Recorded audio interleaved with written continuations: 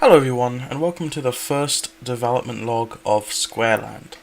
I'm going to be doing these once a week until July 23rd when the game will eventually release.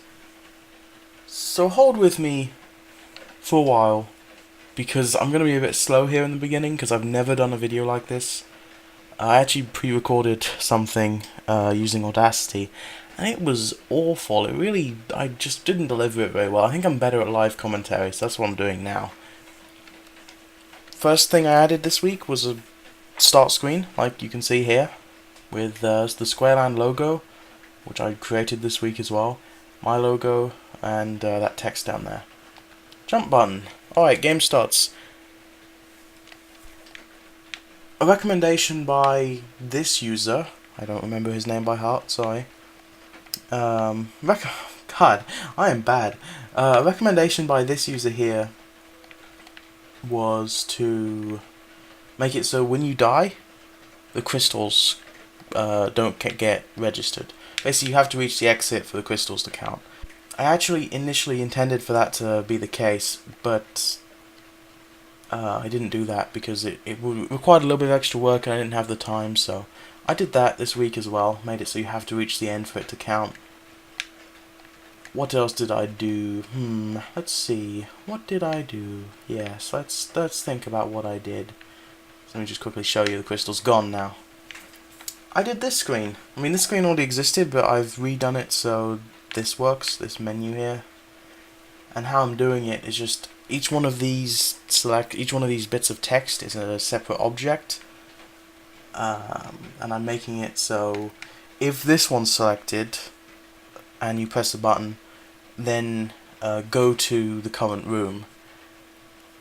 And if this one's selected, restart the game. If this one's selected, close the game. And if this one's selected, set the checkpoint coordinates to be the current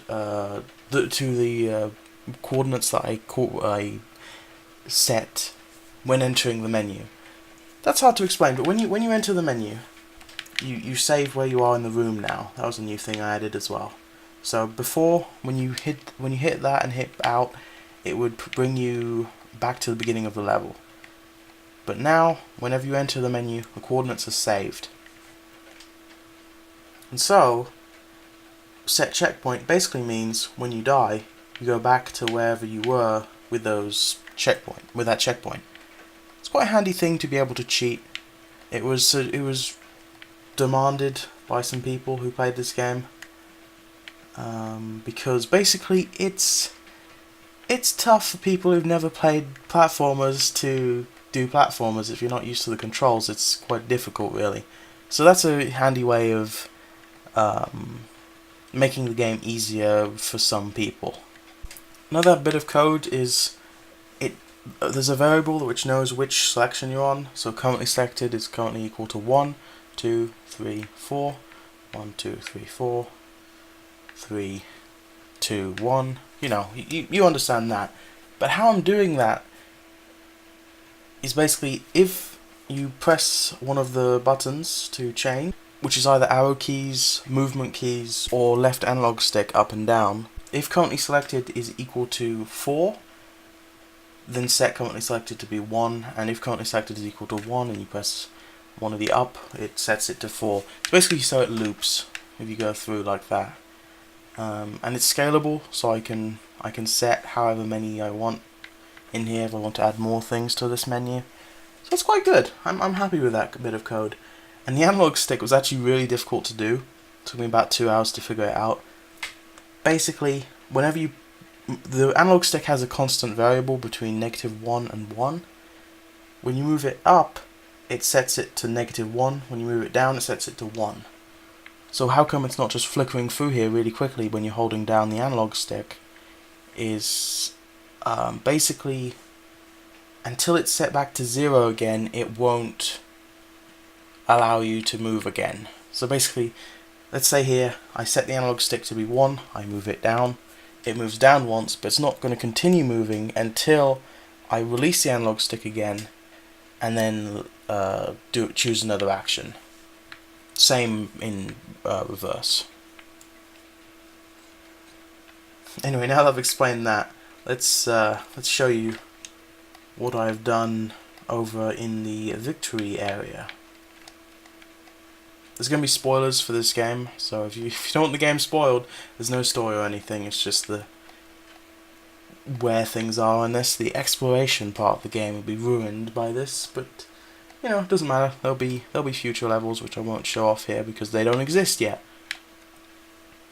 This room exists now, and it's quite nice. It's no longer just small text in like a off-center part of the screen. It's now actually looks alright, and it's got a logo on it.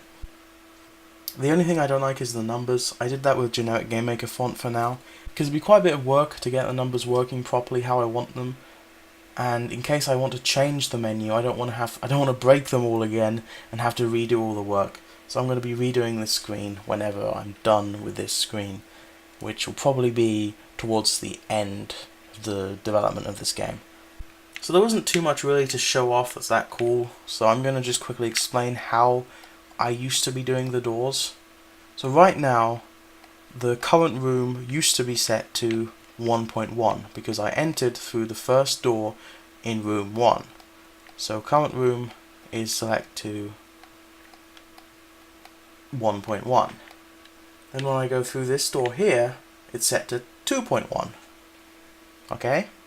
Not too complicated. I went through the first door of room 2. When I go through here, it goes to 1.2. And where the player was being created in the room was completely based on that variable. So I was checking, if it's 1.1, go create him up at the beginning there. If it's 1.2, create him over here. That's alright, you know, that's fine. It works, but it took quite a bit of work to add more levels and to generally just work on this. So what I'm doing now is whenever you go through the door, it saves where your old position was in this room, and when the player is created in this room, it's created based on the previous coordinates. So let's say I came in through this door here. Well, my X right now would be pretty high up, like the X. Here's the X and the Y axis, so you can see where it would be. I would be pretty high up in the X here, so if the X is greater than, say, I don't know, 1,000, then spawn me here. Now, on the right here, there's 2 doors. So all I'm doing is just if the Y is greater than a certain amount, probably 500 or something like that, I don't know. The entrance is determined by that. Let's go through this door. Right now, the Y is greater than 500, so when I go through here, it creates me here. Let's say if I restart here. Let's say I go through the top door, my Y would not be greater than 500. So create me on the upper area. I think are you understanding? Are you? If not, please tell me so I can try to explain a bit better. Because I do want to really try to be able to explain this sort of thing easily. Obviously my X right now, when here, is lower than 1,000, so I'm created on the right side.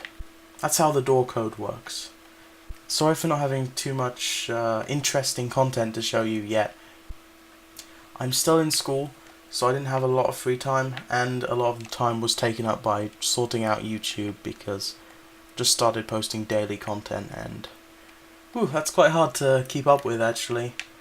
I'm trying to schedule things ahead and stuff, so hopefully I'll have more free time next week to be able to work on player movement. So right now the player movement is alright, it works for me, but I've been told by another person who makes GameMaker games, a friend of mine, that I'm doing it wrong. So I'm going to look into doing platformer movement right, and I'll talk about that next week. Hope you enjoyed. If you did, please do tell me.